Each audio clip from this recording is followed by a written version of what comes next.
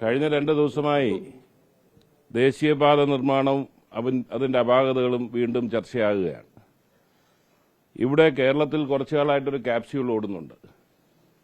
2016 മുമ്പ് പൂട്ടിപ്പോയ നാഷണൽ ഹൈവേയുടെ ഓഫീസുകൾ എൻ്റെ അമ്മായിയച്ഛൻ വന്നോടാണ് തുറന്നതെന്നും ഇത് യാഥാർത്ഥ്യമായെന്നും.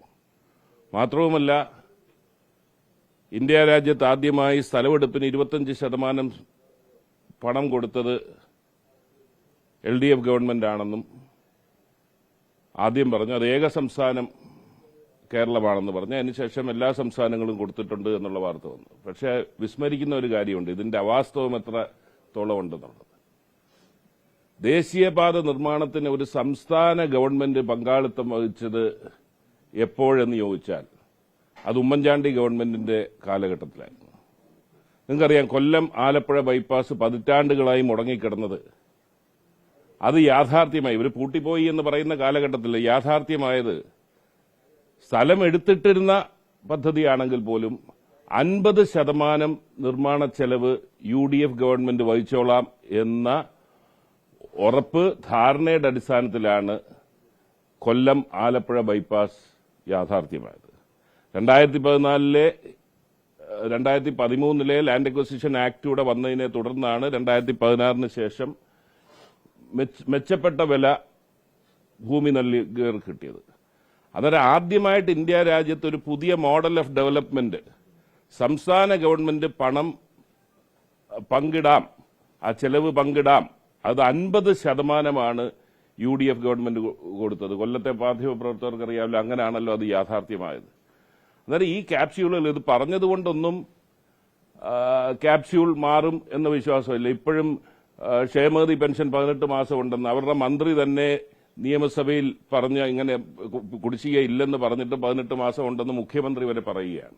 അന്നേരം ക്യാപ്സ്യൂളുകൾ തുടരും. പക്ഷേ നാട്ടിലെ ജനങ്ങൾ അറിയേണ്ടതുണ്ട്, അങ്ങനൊരു പുത്തൻ രീതി വന്നതിനെ തുടർന്നാണ് BJP ഗവൺമെന്റ് വന്നതിന് ശേഷം 25% ലാൻഡ് അക്വസിഷന്റെ കൊടുക്കണമെന്ന് പറഞ്ഞതും നേരത്തെ ഉമ്മൻചാണ്ടി കാണിച്ചു തന്ന ഒരു മാതൃക പിന്തുടർന്നുകൊണ്ടാണ് അതിനുശേഷം ആ അക്വസിഷന് പണം കൊടുത്ത ഒരു പ്രക്രിയയിലേക്ക് പോകുന്നത്.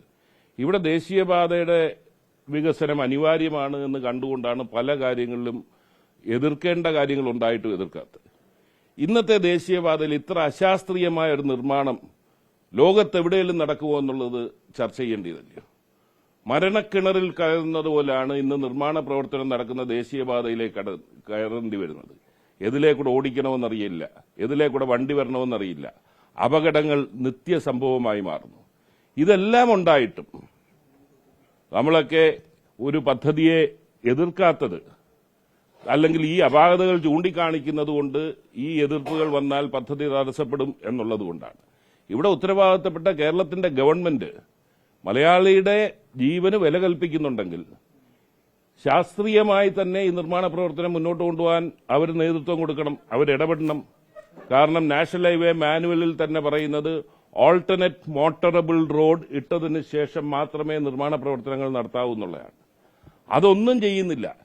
എങ്ങനെയും ഈ കാലാവധിക്കുള്ളിൽ പണി തീർക്കണം, അതുകൊണ്ട് എന്ത് ദോഷം വന്നാലും കുഴപ്പമില്ല എന്ന് പറയുന്ന സമീപനവും, ഇത് ശരിയായി പ്രവർത്തിക്കണമെന്ന് പറയുന്ന ഇവരെ എല്ലാവരെയും അധിക്ഷേപിക്കുന്ന നിലയിലേക്ക് ശ്രീ റിയാസിന്റെ പ്രസ്താവനകൾ കാണുകയുണ്ടായി.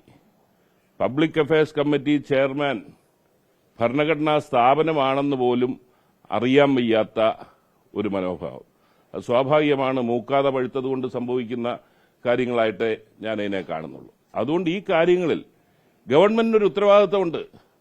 എന്തുകൊണ്ട് ഇബ്രാഹിം കുഞ്ഞിനെ വേട്ടയാടിയ ഗവൺമെന്റിനെ സംബന്ധിച്ചിടത്തോളം ഒരു വാക്ക് കൊണ്ടുപോലും കേന്ദ്ര ഗവൺമെന്റും നാഷണൽ ഹൈവേ അതോറിറ്റിയും തന്നെ അവർക്ക് വീഴ്ച പറ്റി എന്ന് പറയുന്നു. എന്നിട്ട് പോലും എന്തുകൊണ്ട് ഒരു വാക്ക് കൊണ്ടുപോലും അവരെതിരെ പ്രതിപാദിക്കാതിരിക്കുന്നത്? അവരുടെ അപാകതകൾ ചൂണ്ടിക്കാണിക്കണമെന്നുള്ള ഏറ്റവും ജനാധിപത്യ സംവിധാനത്തിലെ ഏറ്റവും ശക്തമായ സമിതി പറയുന്ന അപാകതകൾ ചൂണ്ടിക്കാണിക്കണമെന്ന് പറയുന്നവരെ കടന്നാക്രമിക്കുന്ന എന്ത് മാനസികാവസ്ഥയിലാണ് എന്ന് മനസ്സിലാകുന്നില്ല. ദേശീയപാത അനിവാര്യമാണ്, പക്ഷേ അതിന്റെ ഉത്തരവാദിത്വം നല്ല രീതിയിൽ ആ പണി മേൽനോട്ടം വഹിച്ച് കൊണ്ടുപോകാനുള്ള ഉത്തരവാദിത്വം സംസ്ഥാന ഗവൺമെന്റിനും ഉണ്ട് എന്നുള്ള കാര്യം വിസ്മരിക്കാൻ സാധിക്കില്ല.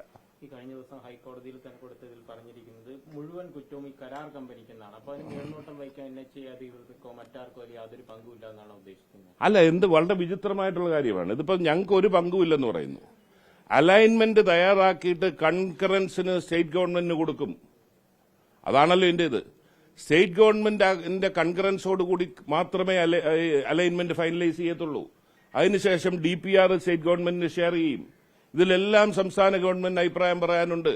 മാത്രവുമല്ല, ദേശീയപാത അതോറിറ്റിയുടെ ഡിസൈൻ പ്രകാരം അല്ലെങ്കിൽ അതിന്റെ പരിശോധനകൾക്ക് വിധേയമായി പ്രവർത്തിക്കേണ്ടടുത്ത് ഒരു കരാറുകാരൻ മാത്രമാണ് ഉത്തരവാദി എന്ന് പറയുന്നത് യോജിക്കാനൊക്കത്തില്ല. ഇന്ന് പറഞ്ഞേക്കുന്ന പുതിയ വിവാദം വയനാടിൽ മണ്ണിടിച്ചിലുണ്ടായതുകൊണ്ടാണ് കൂരിയാട് ഇത് തകർന്നതെന്നുള്ള വിചിത്രമായ വാദവുമായിട്ടാണ് വരുന്നത്. അന്നേരം ഈ കാര്യങ്ങളൊന്നും ഒരു തരത്തിലും യുക്തിക്ക് നിരക്കുന്ന വാദങ്ങളായി കാണുന്നില്ല.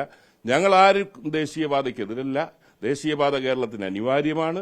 പക്ഷേ അത് മനുഷ്യന്റെ ജീവന് സുരക്ഷ ഉറപ്പുവരുത്തിക്കൊണ്ടുള്ള നിർമ്മാണ പ്രവർത്തനവുമായിട്ട് വേണം മുന്നോട്ട് കൊണ്ടുപോകേണ്ടത്. എന്തൊക്കെ ഉടക്കിടാൻ ശ്രമിച്ചാലും നിശ്ചയിച്ച സമയത്ത് ഉദ്ഘാടനം നടക്കും എന്നുള്ളതാണ് മറ്റൊരു വാദമായി പറയുന്നത്. അല്ല, നിശ്ചയിച്ച സമയത്ത് നടത്തിക്കോട്ടെ. സഞ്ചാരയോഗ്യമായി മനുഷ്യന് ജീവനിൽ ഭയമില്ലാതെ സഞ്ചരിക്കാവുന്ന ഒരു ദേശീയപാതയാണല്ലോ നമുക്ക് വേണ്ടത്. പിണറായിയുടെ കാലാവധിക്കുള്ളിൽ തീർക്കുന്ന ദേശീയപാത എന്നല്ല ആയിരിക്കും പ്രയോറിറ്റിയെ സംബന്ധിച്ചിടത്തോളം സുരക്ഷിതമായ ഒരു ദേശീയപാത അത് തീർക്കണം. തീർത്തു കഴിഞ്ഞാൽ ഈ പറഞ്ഞല്ലോ എല്ലാ ഗവൺമെന്റുകൾക്കും പങ്കുള്ളതാണ്. കൂടുതലും പിണറായി വിജയന്റെ കാലഘട്ടത്തിൽ നിർമ്മാണ പ്രവർത്തനം നടത്തിയുകൊണ്ട് അത് പോയിക്കോട്ടെ. അന്നേരം ഈ ക്യാപ്സ്യൂളുകൾ അവസാനിപ്പിക്കുക, അതിന് സുരക്ഷ ഉറപ്പുവരുത്തുക എന്നുള്ളതാണ് ഗവൺമെന്റിനെ സംബന്ധിച്ചിടത്തോളം മുഖ്യമായി നോക്കേണ്ടത്. Public affairs committee chairman national ഹൈവേയുടെ കാലനാണെന്ന് റിയാസ് പറയുമ്പോൾ കേരളത്തിന്റെ കാലൻ ആരാണെന്ന് എല്ലാവർക്കും അറിയാവുന്നതാണ്. അത് വിധിയെഴുത്ത് നിലമ്പൂരെ വിധിയെഴുത്ത് വരുമ്പം മനസ്സിലാവും. റിയാസിനെ സംബന്ധിച്ചിടത്തോളം ഈ കാലന്റെ സഞ്ചാരവാഹനം എന്ന് പറഞ്ഞാൽ പോത്താണല്ലോ. പിന്നെ കേരളത്തിലെ കാലന്റെ സഞ്ചാരവാഹനം ആയ പോത്തിന് തുല്യമായിട്ടാണ് റിയാസിന്റെ പ്രസ്താവനയെ കാണാൻ സാധിക്കുന്നത്. ഈ നിലമ്പൂരിലെ വിഷയം പറഞ്ഞപ്പോൾ നിലമ്പൂരിൽ ഇപ്പോൾ പ്രധാനമായിട്ടും CPM ഉയർത്തിക്കൊണ്ടുവരുന്ന LDF ഉയർത്തിക്കൊണ്ടുവരുന്ന ഒരു ചർച്ചാ വിഷയം എന്ന് പറയുന്നത് പെൻഷൻ സംബന്ധിച്ച കാര്യങ്ങൾ, അതുപോലെയുള്ള കാര്യങ്ങളൊക്കെയാണ് ഉയർത്തിക്കൊണ്ടുവരുന്നത്. ഇപ്പം തന്നെ KC വേണുഗോപാലിന്റെ ഒരു പ്രസ്താവനയാണ് അവിടെ പ്രധാനമായിട്ട് നിൽക്കുന്നത്. മറ്റ് രാഷ്ട്രീയമായിട്ടുള്ള വിഷയങ്ങളെല്ലാം അപ്രസക്തമാകുന്ന രീതിയിലാണ് പ്രചരണങ്ങൾ. KC വേണുഗോപാൽ പറഞ്ഞത് ചർച്ച ചെയ്യേണ്ട വിഷയം തന്നെയാണ്. KC വേണുഗോപാൽ പറഞ്ഞത് ഈ പെൻഷൻ കൊടുക്കുന്നത് പാവപ്പെട്ടവന് കൊടുക്കുന്ന ഒരു അഴിമതിയായി ചിത്രീകരിക്കപ്പെടുന്നു. എന്താ കാരണം? പെൻഷൻ മുടക്കമുണ്ടാകുന്നു. മുടക്കമുണ്ടായിക്കഴിഞ്ഞ് പിണറായി വിജയന്റെ എന്തോ ഔദാര്യം കൊണ്ട് കൊടുക്കുന്നു എന്നുള്ള നിലയിലേക്ക് അതിന് പ്രചരണം വരുന്നു. ഇത് ഈ നാട്ടിലെ സാധാരണക്കാരന്റെ അവകാശമാണ്. നിയമസഭ പാസാക്കിയ നിയമങ്ങൾ വഴി ഈ നാട്ടിലെ സാധാരണക്കാരന്റെ അവകാശമാണ്. ആ അവകാശം കൊടുക്കുന്നത് പിണറായി വിജയന്റെ ഔദാര്യമായി ചിത്രീകരിക്കുന്നതിനോടുള്ള വിയോജിപ്പ് തന്നെ ആണ് പറഞ്ഞിട്ടുള്ളത്. ആ മനോഭാവം മാറണം.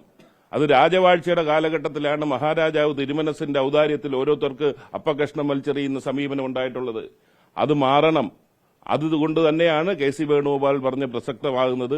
അതിന്മേൽ എത്ര ചർച്ച വരുന്നോ അത്രയും ഞങ്ങൾക്ക് നല്ലതാണ് എന്നുള്ള അഭിപ്രായമാണ് നമുക്കുള്ളത്. ഒരു കാര്യം കൂടി, ഈ വയനാട് തുരങ്കപാത സംബന്ധിച്ച് വീണ്ടും സജീവമായി ചർച്ചയാവുകയാണ്. ഈ ഒത്തിരി വിഷയങ്ങൾ അവിടെ പ്രകൃതിക്ഷോഭം ഉണ്ടായിക്കൊണ്ടിരിക്കുന്ന ഒരു പശ്ചാത്തലത്തിൽ അങ്ങനെ ആ ഒരു തുരങ്കപാതയുടെ എന്താണ് ആർസ്പിയുടെ നിലപാട്? അല്ല, നമുക്കതൊക്കെ പഠിക്കണം. പാരിസ്ഥിതിക ആഘാതം പഠനം നടത്തി അതിന്റെ ദോഷത്തെക്കുറിച്ച്, ഗുണവും ദോഷത്തെക്കുറിച്ച് പരിശോധിച്ചിട്ട് വേണം നിർമ്മാണ പ്രവർത്തനങ്ങളുമായി പോകേണ്ടത്.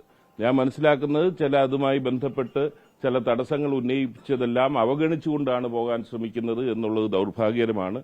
നമുക്ക് വികസനം വേണം, അതിനോടൊപ്പം പ്രകൃതി സംരക്ഷണവും നമ്മുടെ ഉത്തരവാദിത്തമാണ്. എന്നാൽ പാരിസ്ഥിതിക ആഘാതം പഠിക്കണം. ഇനിയും ദുരന്തങ്ങൾ കുറയ്ക്കാനുള്ള തീരുമാനങ്ങളുമായിട്ടാണ് ഗവൺമെന്റ് മുന്നോട്ട് പോകേണ്ടത്.